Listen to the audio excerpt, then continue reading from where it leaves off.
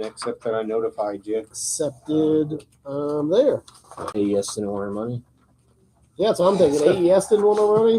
$2,600. Well, no, we paid. We just wrote a check and then later had to write another one. Oh, so. Yeah. okay. You know, when they call us, say we're going to cut your lights off, Yeah. we rewrite a check. Yeah. But they put no effort into finding the check. Now, in all honesty, I mean, things get lost in the mail or whatever. AES particularly, Citizens, a few others particularly where we've had this type of problem.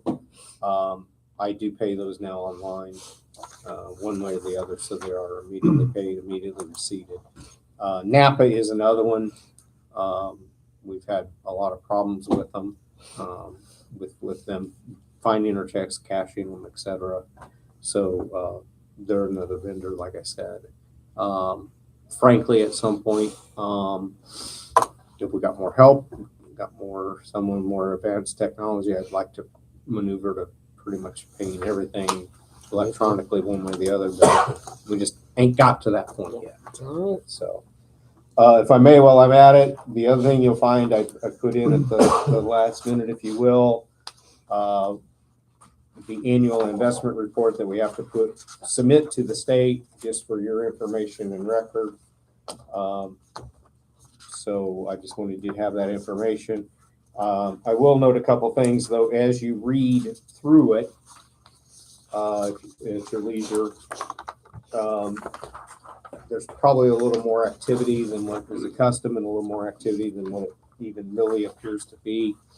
I learned earlier last year in a training session that one of the things we could do with our investments is actually create a sub account for each of our respective funds.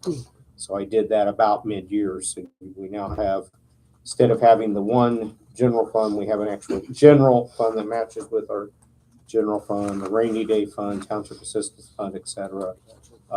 And in a few months, when we get things squared away on particularly the storage building project, the rainy day fund will be depleted.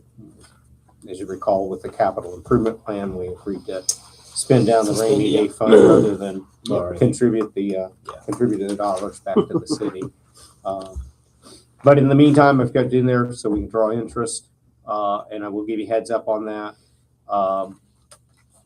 We will have to do an additional appropriation to accommodate that interest and difference versus what our December 31 balance was, because the DLGF only approved what our December 31 balance was.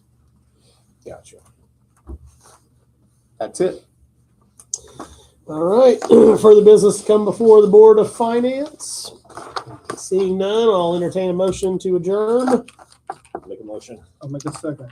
All right. All those in favor? Aye. Any opposed? And we're adjourned at 7:12. Does that mean you create sub accounts within the Indiana Gateway account? Thank you.